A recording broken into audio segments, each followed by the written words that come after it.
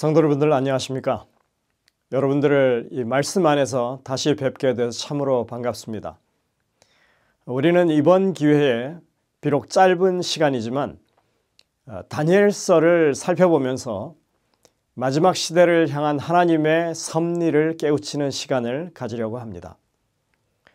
재림교회는 구약의 예언서인 다니엘서를 많이 다루는 그런 교회죠. 여러분들은 이제껏 전도회나 성경 연구 시간을 통해서 수차례에 걸쳐서 이 다니엘서 강의를 들어오셨을 것입니다. 어떻습니까? 여러분들은 다니엘서가 명쾌하게 잘 이해가 되셨습니까? 다니엘서 하면 그 내용이 무엇인지 확실하게 깨우쳐지고 그 개념이 잡히셨습니까? 다니엘서의 핵심 내용을 다른 사람들에게 잘 설명할 수 있는 그런 상태입니까? 아마도 우리는 여러 차례 듣고 배우긴 했지만 여전히 우리가 온전히 이해되지 않는 그런 부분들이 남아 있을지 모르겠습니다. 이번 기회에 다니엘서에 대한 분명한 안목이 생기게 되고 다른 사람들에게도 잘 소개할 수 있는 이해가 여러분들에게 생기게 되시기를 간절히 바랍니다. 그동안 이 다니엘서를 연구하는 타이틀들이 다양하게 있었습니다. 그냥 보편적으로 다니엘서 연구, 또 다니엘서 새 연구, 그리고 최신 다니엘서 연구 이렇게 있었죠. 그래서 좀 다르게 하기 위해서 이번에는 타이틀을 21세기 다니엘서 연구 이렇게 했습니다. 현대에 맞게 우리가 이 다니엘서를 어떻게 이해할 것인지 그것을 이야기하려는 그런 제목입니다. 이번에 살펴볼 다니엘서는 재림교회가 기존에 설명하던 것과는 조금 다른 측면에서 접근하게 될 것입니다. 재림교회는 다니엘서의 역사성에 집중해 왔습니다. 세계 강대국들의 제국사를 비롯해서 작은 뿔, 곧 로마 교황권의 행적들과 그 타락상에 대해서 이야기했고, 그리고 이어서 2300주야를 중심으로 하는 조사 심판의 이야기가 주를 이루었습니다. 하나님의 구원의 섭리와 선악간의 대쟁투가 인간의 역사 속에서 어떻게 진행되어 왔는지를 잘 드러내는 그런 내용들이었죠. 하지만 우리가 이러한 내용들을 보다 더 포괄적으로 이해할 수 있기 위해서 우리는 다른 접근을 하려고 하는 것입니다. 오늘 우리는 다니엘서 1장의 1절과 2절에 있는 말씀을 먼저 살펴보게 될 것입니다. 1장 1절입니다. 유다왕 여호야김이 다스린 지 3년이 되는 해에 바벨론 왕 느부갓네살이 예루살렘에 이르러 성을 에워쌌더니 합니다. 여기 유다왕 여호야김 3년은 기원전 605년을 말합니다.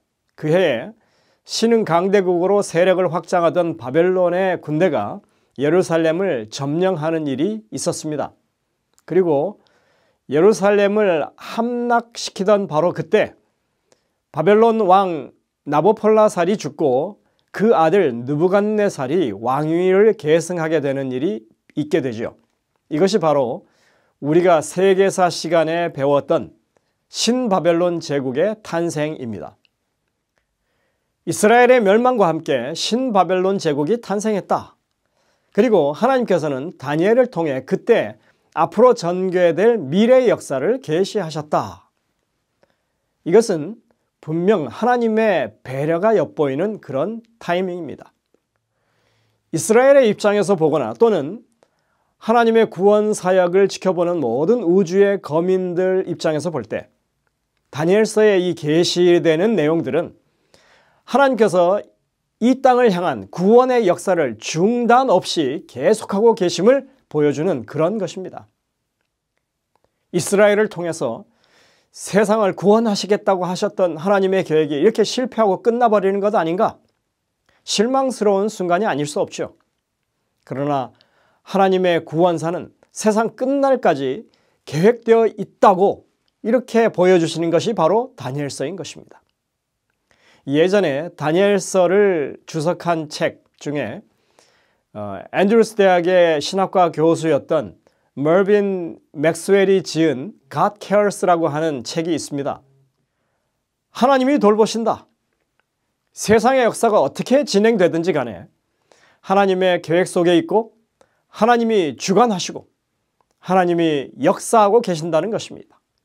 그러니 걱정할 필요가 없다는 것이죠. 이렇게 다니엘서의 첫 구절은 역사적인 시점을 말해주는 동시에 하나님께서 현재 진행형의 치밀한 계획을 지금 추진하고 계신다고 하는 것을 말하고 있는 것입니다.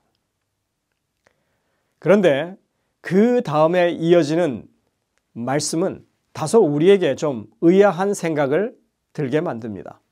1장 2절에 있는 말씀을 보시겠습니다. 주께서 유다왕 여호야김과 하나님의 전 그릇 얼마를 그의 손에 넘기심에 그가 그것을 가지고 신할 땅 자기 신들의 신전에 가져다가 그 신들의 보물 창고에 두었더라. 사실 이 말씀은 다니엘서를 시작하는 첫 부분에 있어서 아주 의미심장한 말씀이 될 수밖에 없습니다. 바벨론의 첫 번째 예루살렘 침공 때 다니엘과 그의 세 친구들을 비롯해서 많은 사람들이 사로잡혀 갔죠. 그런데 누구누구를 포로로 잡아갔다라고 하는 사실을 언급하기에 앞서서 하나님의 성전에서 쓰는 거룩한 그릇들을 탈취해서 바벨론 신전의 보고에 안치해 두었다고 하는 그 기록이 먼저 나오고 있다고 하는 것입니다. 다니엘은 왜 이것을 가장 우선적으로 기록했을까요? 이러한 의문은 우리가 에스라서 1장을 보면 풀릴 수 있습니다. 에스라서 1장은 이스라엘 백성들이 포로 생활을 마치고 이제 귀환하는 역사를 기록하고 있는데 1장의 내용은 먼저 페르시아의 왕인 고레스 대왕이 귀환령을 내린 그 원문을 거기에 기재하고 있고 이어서 그 백성들이 성전이 회복된다는 소식에 어떤 반응을 보였는지 그 반응을 보고하고 있습니다. 그리고는 곧 다니엘이 다니엘서 1장에 기록해 놨던 이 신전 보고에 모셔놓았던 성전 기명들이 다시 예루살렘으로 돌아오게 되었다는 이야기를 기록하고 있는 것입니다. 그 그릇들의 합계가 5,400개라고 아주 구체적인 숫자까지 언급하고 있습니다. 이 기록 후에 그리고 나서 2장에 가서야 바벨론에서 돌아오는 사람들의 이름과 그 숫자가 상세히 보고되고 있습니다. 여기에서도 사람들의 귀환한다고 하는 그 기록에 앞서서 이 성전 기명에 대한 기록이 먼저 나온다고 하는 사실입니다. 사람들이 포로로 잡혀가는 그런 상황 가운데 성전 기명이 신전의 보고에 안치되었다고 하는 것을 먼저 기록했습니다. 그리고 사람들이 포로 생활에서 귀환한다고 하는 그런 상황 가운데서 성전 기명이 예루살렘으로 돌아왔다고 하는 것을 먼저 기록하고 있는 것입니다. 다니엘과 에스라 모두 동일한 패턴으로 이 포로 생활의 시작과 이 귀환의 이야기를 기록하고 있습니다. 여러분, 다니엘은 아주 총명하고 비범한 사람입니다. 바벨론 제국과 페르시아 제국에서 총리를 지낸 사람입니다. 문서를 작성하고 관리하는 일을 평생을 해온 사람입니다. 그가 이렇게 중요한 기록을 남기면서 아무런 의미 없이 이런 기록을 남기게 되었을까요? 에스라도 마찬가지입니다. 그는 학자요, 제사장이요, 그리고 총독했던 사람입니다. 그는 하나님의 말씀을 수집하고 그것을 잘 간수하는 일에 아주 시간을 많이 할애한 사람이었습니다. 그는 문장을 작성하거나 편집하는 일에 누구보다도 철저한 사람이었습니다. 다니엘과 마찬가지로 문장력에 있어서는 정말 전문성이 뛰어난 그런 사람이었습니다. 에스라가 아무런 의미 없이 이런 기록을 남겼을 리가 만무한 것입니다. 이 두 기록을 우리가 비교해서 볼 때 우리는 아주 중요한 기별이 하나 그 가운데 들어있다고 하는 것을 발견하게 됩니다. 이스라엘이 국가적으로 배도해서 타락하고 결국에는 70년 동안 그렇게 바벨론의 포로 생활을 했다고 하지만 그 시작과 끝에 성전 기명이 늘 함께했다고 하는 것입니다. 성전 기명은 바로 하나님의 성전을 상징하는 그런 소재죠. 다른 말로 하자면 비록 그들의 이 죄악 때문에 그들이 70년 동안 포로 생활, 고생을 했지만 그 징벌을 당하는 시간 내내 하나님께서 이스라엘 백성과 함께 바벨론으로 가시고 그리고 포로 생활 내내 함께 하셨다고 하는 것입니다. 그 세월을 마치고 함께 돌아오는 일에도 하나님께서 함께 하셨다고 하는 것입니다. 이 사실은 당시에 에스겔 선지자에게 주셨던 그런 이상과 기별을 통해서도 우리가 확인할 수 있는 것입니다. 여러분들 에스겔 11장 16절에는 이렇게 말합니다. 그런즉 너는 말하기를 주 여호와의 말씀에 내가 비록 그들을 멀리 이방인 가운데로 쫓아내어 여러 나라에 흩었으나 그들이 도달한 나라들에서 내가 잠깐 그들에게 성소가 되리라 하셨다. 뭐라고요? 이스라엘 백성들이 흩어져 있는 상황 가운데 하나님은 그 흩어진 이방 나라에서 그들에게 잠깐 성소가 되시겠다고 그렇게 말씀하고 있는 것입니다.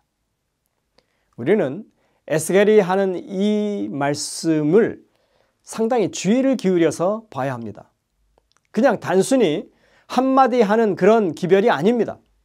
이것은 에스겔이 초반부터 계속 보았던 계시의 내용을 마지막으로 요약하는 그런 기별이기 때문에 그렇습니다. 에스겔 1장은 하나님의 보좌를 묘사하는 그런 내용들로 가득 차 있죠. 그래서 하나님의 보좌가 남보석과 같다고 하는 그런 표현이 거기에 등장합니다. 그리고 2장부터 9장까지는 이스라엘 백성들에게 멸망이 임박했다고 하는 것, 이제는 완전히 끝났다고 하는 기별이 계속해서 주어지고 있습니다. 그들이 얼마나 타락했는지 성소 안에서 온갖 가증한 우상들을 숭배하는 모습을 보여주시면서 하나님께서 이렇게 말씀하고 계십니다. 에스겔 8장 6절입니다. 그가 또 내게 이르시되 인자야 이스라엘 족속에 행하는 일을 보느냐? 그들이 여기에서 크게 가증한 일을 행하여 나로 내 성소를 멀리 떠나게 하느니라. 이스라엘 백성들이 너무나 성소 안에서도 가증한 일, 우상 숭배를 행하기 때문에 하나님께서 성소를 떠나실 수밖에 없다. 버리실 수밖에 없다고 하는 것입니다. 그리고 에스겔 10장에 이르르면 하나님의 영광이 성전을 떠나는 모습이 기록되어 있습니다.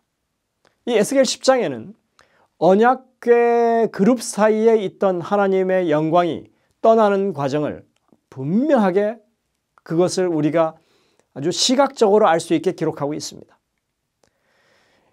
영광이 성전 문지방에 이르릅니다. 그리고 광채가 성전 뜰을 지납니다. 그룹의 날개 소리가 바깥 뜰까지 들립니다. 그룹들이 공중으로 이제 본격적으로 올라갑니다. 그리고 하나님의 영광이 안뜰과 바깥뜰을 연결하는 동문 위에 머뭅니다. 예루살렘 성읍 위에 하나님의 영광이 머문다고 하죠. 그리고 예루살렘 동쪽 산으로 하나님의 영광이 이동합니다. 그리고 하나님의 임재의 영광이 떠나버린 것입니다. 에스겔은 이렇게 아주 구체적으로 시각적으로 이해할 수 있게끔 하나님의 임재가 성전을 떠나는 모습을 기록하고 있습니다. 여러분들, 저는 이 기록을 보면서 무슨 생각이 드느냐면요, 하나님께서 왜 이렇게 조금씩 이동하실까? 예? 문지방에 이르고 동문에 이르고 그리고 예루살렘 성읍 위에 이르고 동쪽 산으로 이렇게 이동하시는 모습이 한 단계 한 단계 머물다 가는 모습으로 비춰지고 있는 것입니다. 왜 그럴까요? 하나님께서 못내 아쉬워하십니다. 그것을 떠나시는 것이 매우 그 마음 가운데 그게 원치 않은 일이신 것입니다. 그래서 하나님은 머뭇거리시는 것처럼 그렇게 떠나고 계신 것입니다. 그런데 여러분들, 이런 구체적인 기록, 이 기록에 이어서 나오는 그 말씀은 우리에게 정말 놀라운 감동을 안겨다 줍니다. 그 다음 말씀은 에스겔이 하나님의 성령의 이끌림을 받아서 바로 바벨론에 사로잡혀 있는 백성들에게로 그렇게 하나님의 성령께서 그를 데려가셨다라고 기록하고 있는 것입니다. 에스겔 11장 24절입니다. 주의 영이 나를 들어 하나님의 영의 환상 중에 데리고 갈대아에 있는 사로잡힌 자 중에 이르시더니 내가 본 환상이 나를 떠나 올라간지라. 그러니까 이 말씀을 종합해 보면 하나님의 임재의 영광이 어디로 가셨다는 거예요? 결국은 바벨론에 사로잡힌 하나님의 백성들에게로 갔다는 것입니다. 다시 말해서 성령께서 이 에스겔에 주신 이 환상을 통해서 우리에게 말씀하고자 하시는 것은 하나님의 임재의 영광이 예루살렘을 버리고 이스라엘 백성을 이제는 떠나셨다 하는 것이 아닙니다. 그 하나님의 임재의 이동의 종착지는 바로 포로로 잡혀간 백성들 가운데였다고 하는 것, 바벨론으로 가셨다고 하는 것을 지금 말해주고 있는 것입니다. 참 놀라운 것은 에스겔서에는 이렇게 하나님께서 자신이 그 성소를 떠나셨지만 나중에 에스겔 후반부에 보면 그 성소가 회복되는 그런 이야기를 할 때 그 회복된 성소에 그 떠나셨던 것과 동일한 루트로 하나님께서 다시 그 성소에 그 임재의 영광이 돌아온다고 기록하고 있다고 하는 것입니다. 에스겔 43장 1절부터 5절을 보시면 하나님의 그 영광이 동쪽에서부터 와서 예루살렘 동쪽 산 위에 머물고 그리고 동문을 거쳐서 이제 성전 경내로 들어가고 안뜰을 거쳐서 성소 안으로 들어가는 모습을 분명하게 기록하고 있다고 하는 것입니다. 하나님께서 떠나셨던 그 방향, 그 루트 그대로 다시 그대로 성소로 복귀하시는 모습을 보여주고 있습니다. 그리고는 성전이 하나님의 영광으로 가득 차게 되었다고 기록하고 있습니다. 여러분의 생각에 이러한 기록이 그저 우연히 어쩌다 보니 그렇게 기록된 내용처럼 보이십니까? 결코 그럴 수가 없는 것입니다. 다니엘서는 성소가 중심입니다. 하나님께서 포로로 잡혀간 바벨론에서도 그들과 함께 그들 가운데 거하셨다고 하는 사실을 전제로 지금 이 다니엘서를 시작하고 있는 것입니다. 사로잡혀간 그곳에서 내가 잠깐 그들에게 성소가 되리라. 포로 생활 70년 그 하나님의 임재의 역사인 것입니다. 그들이 스스로 생각하기에 이건 고통과 애환과 고난과 시련의 역사 이렇게 생각할지 모르지만 그러나 그들의 모든 고난의 역사는 그들이 한숨 쉬고 있을 그 순간에 사실은 그것은 하나님의 임재의 역사였다고 하는 사실을 하나님께서는 지금 밝히고 계신 것입니다. 하나님은 그들에게 분명하게 성소가 되셨습니다. 이것이 다니엘서 예언을 이해하는 가장 근본적인 기반이 되어야 한다고 우리에게 지금 다니엘은 말하고 있는 것입니다. 우리는 이번 기회에 다니엘서 기별의 중심에 성소가 있다고 하는 것을 새삼 확인하게 될 것입니다. 이렇게 다니엘서 1장의 첫 부분에서는 다니엘서가 성소 모티브로 기록되었다고 하는 것을 보여주고 있습니다. 그렇지만 그 뒤에는 더 구체적으로, 더 자세하게 그것이 보여주고 있습니다. 다니엘서 후반부에서 그것이 보여지는데 오늘은 그것을 간략하게 좀 소개하고자 합니다. 다니엘서 8장의 예언은 성소를 중심으로 하고 있죠. 등장하는 짐승들이 수양과 수염소, 이 둘 다 제사 제도에 쓰이는 짐승들이고 성소라고 하는 아주 직접적인 단어가 쓰입니다. 그리고 매일 드리는 제사라고 하는 단어도 쓰입니다. 그리고 다니엘 8장 14절에 나오는 성소 정결이라고 하는 표현이 이것이 성소 중심의 기별이라고 하는 것, 예언이라고 하는 것을 분명히 보여주는 것입니다. 우리는 흔히 다니엘 8장에서 2300주야에 집중합니다. 그래서 조사 심판이 언제 시작되었는지에 초점을 맞추어 설명하죠. 하지만 2300주야를 제대로 이해하려면 성소에 대해서 전반적으로 잘 이해하고 있어야만 가능한 것입니다. 이번에 그것을 확실하게 이해하는 계기가 되시기를 간절히 소망합니다. 그리고 우리는 다니엘서 9장에 가면 다니엘이 하나님의 은혜를 구하면서 이제 하나님의 성전을 회복시켜달라고 간절히 금식기도하는 모습을 봅니다. 그리고 그에 대한 하나님의 응답은 매우 신속하게 이르러 왔습니다. 하나님은 가브리엘 천사를 보내서 70일이라고 하는 예언을 통해 진정한 성전 회복이 무엇인지, 그것을 통해서 무엇을 보여주고자 하시는 것인지를 우리에게 설명합니다. 우리는 이번 기회 2300주야와 70일의 예언을 통해서 바로 하나님께서 원대한 구속의 계획을 어떻게 우리에게 설명하시는지, 그리고 그것이 어떻게 분명하게 이해될 수 있는 내용인지 공부하게 될 것입니다. 그리고 다니엘서 10장도 성소의 이야기입니다. 사실은 이제 고레스의 조서를 통해서 귀환한 이스라엘 백성들이 성전을 건축하기 시작하는 바로 그 시작점에 성전 건축을 방해하는 그런 세력들에 의해서 중단되는, 성전 건축이 중단되는 사건이 벌어집니다. 이 또한 성소의 회복의 이야기입니다. 그리고 우리는 이 사건을 통해서 하나님께서 우리가 깨우치기를 원하시는 성소 회복이 진정한 의미가 무엇인지, 그 본질이 무엇인지를 우리가 깨달을 수 있다고 하는 것입니다. 하나님의 백성으로 택함을 받고 하나님의 구원의 계획을 성취할 이스라엘은 그 국가적인 실패로 그것이 끝난 것이 아니었습니다. 하나님께서는 다니엘서를 통해서 하나님의 원대한 구원의 계획을 분명하게 우리에게 보여주십니다. 인간의 실패가 있은 뒤에, 교회가 실패한 뒤에 여전히 하나님의 원대한 구속의 경륜이 진행되고 있고 그것이 더 빛나게 된다고 하는 사실을 우리는 기억해야 할 것입니다. 우리가 스스로 말하는 암울한 현실, 재난과 사고로 겪는 고통의 이 현실은 지금도 하나님의 임재와 함께 한다고 하는 것을 우리가 새롭게 인식하고 하나님을 의지하는 그런 믿음의 생활을 해야 할 것입니다. 여러분들, 이번에 그러한 믿음으로 여러분들이 다시 한번 굳건하게 일어서게 되시기를 간절히 소망합니다. 기도하시겠습니다.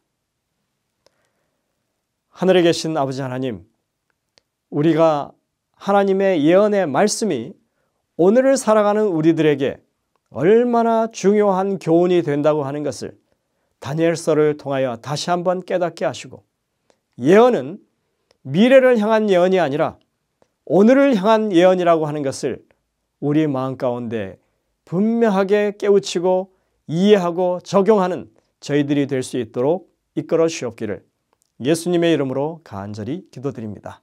아멘.